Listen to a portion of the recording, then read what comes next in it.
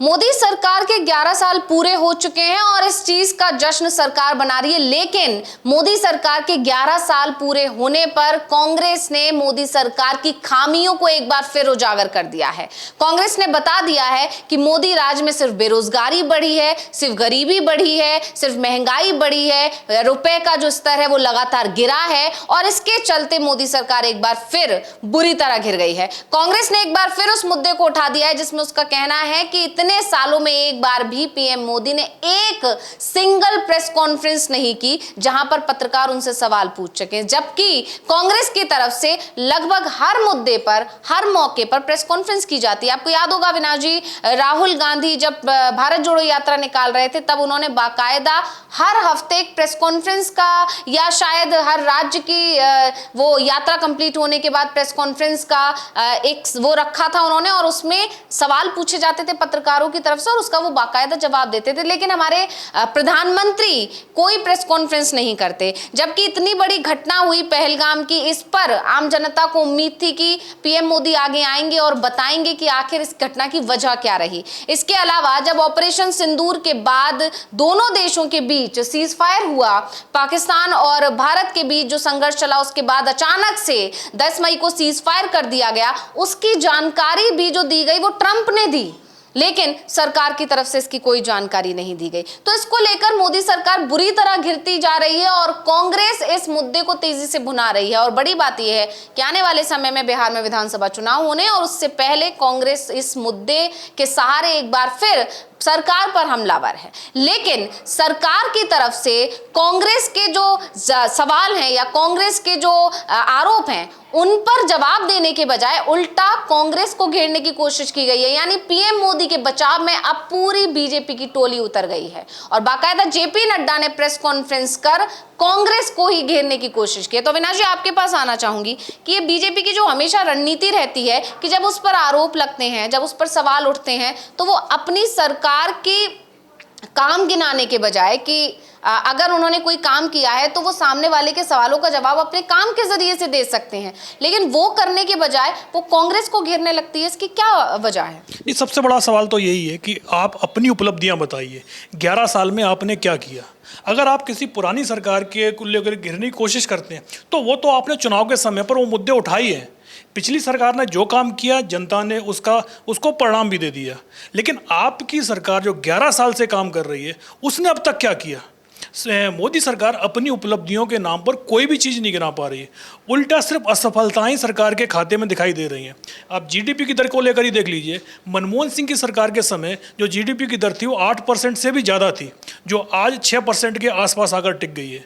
और इसीलिए मनमोहन सिंह की सरकार के समय की तुलना आज की जीडीपी की दर से मोदी सरकार करती ही नहीं है। नोटबंदी के बाद से जितनी कंपनियां बंद हुई उसका जिक्र ना तो सरकार करती है, यहाँ तक कि जिसको मास्टर स्ट्रोक बताया जा रहा था सरकार की तरफ से नोटबंदी को, उसका भी जिक्र अब नहीं किया जाता।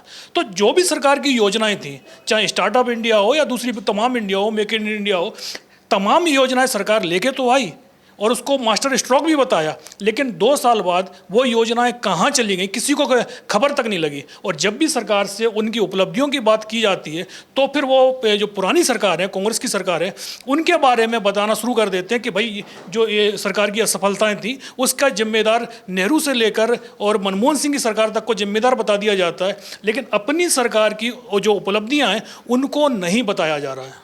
और इस सब को लेकर कांग्रेस सांसद जयराम रमेश, उन्होंने भी बाकायदा कई सवाल सरकार पर उठाए। पहले सुन लेते हैं उनको। पर सवाल एक ही है, 11 साल हो गए हैं प्रधानमंत्री बनकर नरेंद्र मोदी जी का, और 11 साल में एक बार उन्होंने निडर होकर फ्रीव्हीलिंग वार्ता नहीं की है मीडिया से।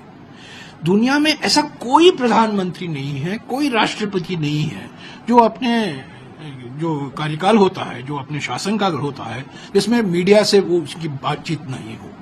11 साल से इनका एक प्रेस कॉन्फ्रेंस, एक भेंट वार्ता नहीं हो पाई है।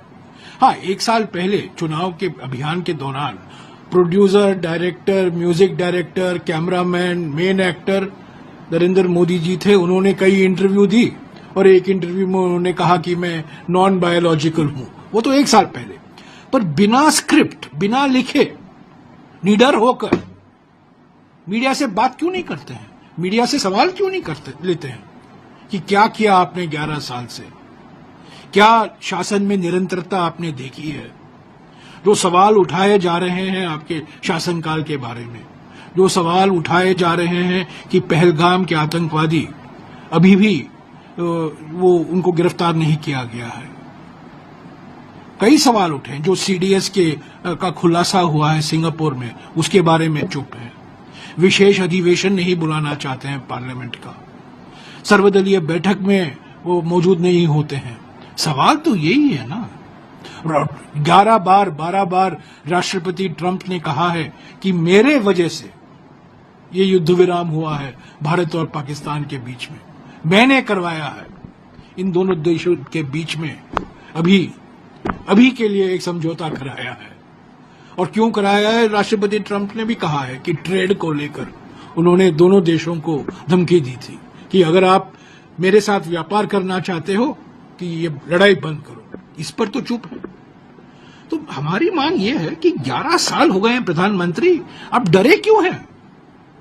बिना लिखे, बिना पहले सवाल आने से आप मीडिया से क्यों नहीं बातचीत करते, सवाल क्यों नहीं लेते? बिना स्क्रिप्ट का, पहले ही नहीं पता।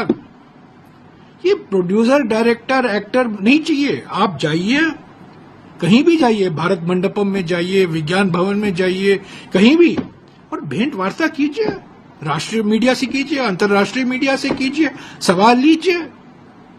आपकी नीयत साफ है और आप सचमुच में कुछ चीज छिपा नहीं रहे हैं, तो ये भेंट वार्ता कीजिए, सवाल लीजिए। जो सवाल विपक्ष उठा रहा है और जो मीडिया उठाएंगे, बिना धमकी मत दीजिए मीडिया को कि अगर आप एक कठिन सवाल पूछेंगे तो आपके खिलाफ मैं कार्रवाई करूंगा, आपके मालिकों के खिलाफ मैं कार्रवाई करूंगा। वो सब धमकी नहीं दीजिएगा, ईमानदारी से आप सवाल उठेगा। 11 साल हो गए आप दुनिया भर की बातें कर रहे हैं, पर एक प्रेस कॉन्फ्रेंस नहीं किया है। सभी प्रधानमंत्रियों ने अपने शासनकाल में प्रेस से मुलाकात की थी। तो कांग्रेस सांसद का कहना है कि पीएम मोदी सिर्फ अपने मन की बात करते हैं, वो सिर्फ वो ही बताते हैं जो वो कहना चाहते हैं, लेकिन जनता क्या सुनना चाहती है उससे उनका कोई सरोकार नहीं है। यानी मोदी सरकार 11 साल होने पर बहुत बुरी तरह यहां पर घिरी हुई दिखाई दे रही है। इसके अलावा मल्लिकार्जुन खड़गे और राहुल गांधी ने भी ट्वीट करके मोदी सरकार पर निशाना साधा है। तो आपको बता दें कि मल्लिकार्जुन खड़गे ने बाकायदा एक लंबा चौड़ा ट्वीट किया है। उन्होंने लिखा है, पिछले 11 वर्षों में मोदी सरकार ने भारतीय लोकतंत्र, अर्थव्यवस्था और सामाजिक ताने बाने को गहरा आघात पहुंचाया है। बीजेपी आरएसएस ने हर संवैधानिक संस्था को कमजोर कर उनकी स्वायत्तता पर कड़ा प्रहार किया, चाहे वो जनमत चुराकर पिछले दरवाजे से सरकारें गिराना हो या एक दलीय तानाशाही शासन जबरन लागू करना हो। इस दौरान राज्यों के हकों की अनदेखी हुई है और संघीय ढांचे कमजोर हुए। समाज में नफरत, धमकी और डर का वातावरण फैलाने की कोशिश लगातार जारी है।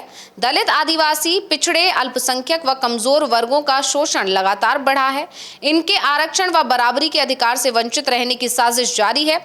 मणिपुर की न थमने वाली हिंसा भाजपा की प्रशासनिक विफलता का सबसे बड़ा सबूत है। इसके अलावा मल्लिकार्जुन खड़गे आगे लिखते हैं, बीजेपी आरएसएस ने देश के जीडीपी विकास दर को 5 से 6% की आदत डाल दी है, जो यूपीए के दौरान 8% औसतन हुआ करता था। सालाना 2 करोड़ नौकरियों का वादा के बजाय युवाओं से करोड़ों नौकरियां छीनी। महंगाई से जनता की बचत 50 सालों में सबसे कम और आर्थिक असमानता 100 सालों में सबसे अधिक कर दी। नोटबंदी, गलत जीएसटी, अनियोजित लॉकडाउन और असंगठित क्षेत्र पर हथौड़ा चलाकर करोड़ों का भविष्य बर्बाद कर दिया। Make in India, startup India, stand up India, digital India, Namami Gange, 100 smart cities सब फेल हुए। रेलवे का बंटाधार किया। केवल कांग्रेस यूपीए के बनाए गए इंफ्रा को ही उसके ही फीते काटती रही। नहीं, बिल्कुल, क्योंकि जिस तरीके से चाहे पुरानी योजनाएं रही हों कांग्रेस के समय की, उन्हीं योजनाओं को पूरा जब मोदी सरकार के समय पर पूरी की गई हैं योजनाएं, तो उनके फीते काटे जा रहे हैं। मोदी सरकार ऐसी कौन सी बड़ी योजना लेके आई जो उनके कार्यकाल में लागू हुई और उसको अपनी उपलब्धियों के रूप में पेश किया गया हो? ऐसी योजनाएं बीजेपी गिना नहीं पा रही है। गिनाने के नाम पर क्या बताती है? बालाकोट स्ट्राइक या आप जब भी ऑपरेशन सिंदूर चला, उन सब चीज़ों को गिनाती है, लेकिन आम जनता से जुड़ी हुई समस्याओं को लेकर कोई भी उपलब्धि बीजेपी के खाते में दर्ज नहीं है। जैसे 2 करोड़ रोजगार का आपने वादा किया, आज की तारीख में 22 करोड़ लोगों को रोजगार मिल जाना चाहिए था। यानी एक जो युवा पीढ़ी थी, कोई भी बेरोजगार नहीं होता। लेकिन चुनाव के बाद जब पार्टी के अध्यक्ष ये कह दें कि भाई वो तो जुमला था, तो फिर आप बीजेपी की नीतियों पर और उनके वादों पर कितना भरोसा कर सकते हैं। और इन्हीं सभी चीज़ों पर कांग्रेस की तरफ से सवाल किए गए हैं कि आप अपनी उपलब्धियां बताइएगा, और अगर आपको तुलना करनी हो तो फिर बराबर से तुलना कीजिएगा। आप अपनी असफलताओं के लिए पुरानी सरकार को दोष मत दीजिएगा। आप बताइए, आपके समय पर जो जीडीपी है वो 6 पॉइंट के आसपास घूम रही है, जो कांग्रेस के समय पर क्या चल रही थी? जो बेरोजगारी की दर है जो इस समय कांग्रेस के समय पर क्या थी? आप तुलना करें तो पूरी तुलना करें, लेकिन सिर्फ सरकार अपनी असफलताओं को पुरानी सरकारों के सिर मत्थे मड़ेगी तो वो नहीं चलेगा। 11 साल से आप सरकार में, जनता ने जो सरकार चुनकर दी है वो काम करने के लिए दी है, ना कि एक तरीके से निगेटिव प्रचार करने के लिए। सरकार को अपनी उपलब्धियां बतानी चाहिए।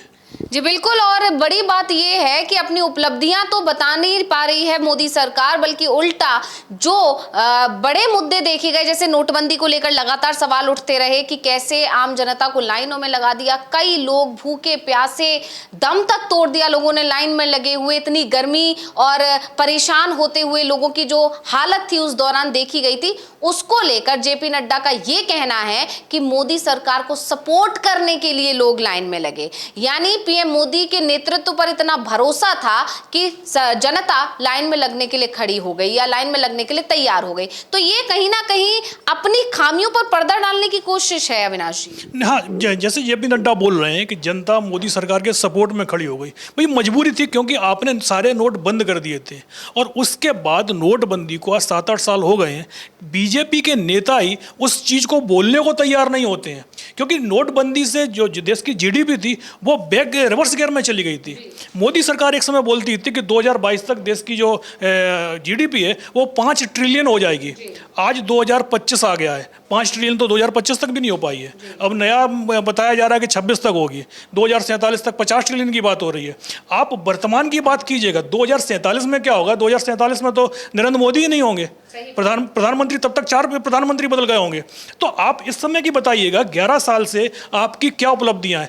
बीजेपी की सरकार सिर्फ और सिर्फ सपने दिखा रही है। 11 साल से जो सपने दिखाए जा रहे हैं, अब तो 2047 तक का टारगेट दे दिया गया है, लेकिन वर्तमान में जो आप टारगेट जिनको आप 2022 की बात कर रहे थे, 22 निकल गया, तो 23 आ गया, तो 25 शुरू हो गया, आधा 25 निकल गया है। बीजेपी की तरफ से अभी तक जो उपलब्धियां बताई जा रही हैं वो वही उपलब्धियां हैं जो पुरानी सरकार ने शुरू की थी, और उन्हीं के फीते काटे जा रहे हैं और बीजेपी उन्हें अपने खाते में डालती हुई दिखाई दे रही है। और यही बात राहुल गांधी ने अपने ट्वीट में कही है। उन्होंने लिखा है कि मोदी सरकार के 11 साल, न जवाबदेही न बदलाव, सिर्फ प्रचार। और राहुल गांधी ने लिखा है कि सरकार 2025 पर बात करना छोड़ अब 2047 के सपने बेच रही है। देश आज क्या झेल रहा है ये कौन देखेगा? बड़ा सवाल राहुल गांधी की तरफ से उठाया गया। यानी मोदी सरकार के 11 साल पूरे होने पर कांग्रेस ने मोदी सरकार की पोल खोल कर रख दी है। बहुत बहुत धन्यवाद अविनाश जी तमाम जानकारी देने के लिए, और इसी के साथ मुझे यानी अंशिता को दीजिए इजाजत। नमस्कार।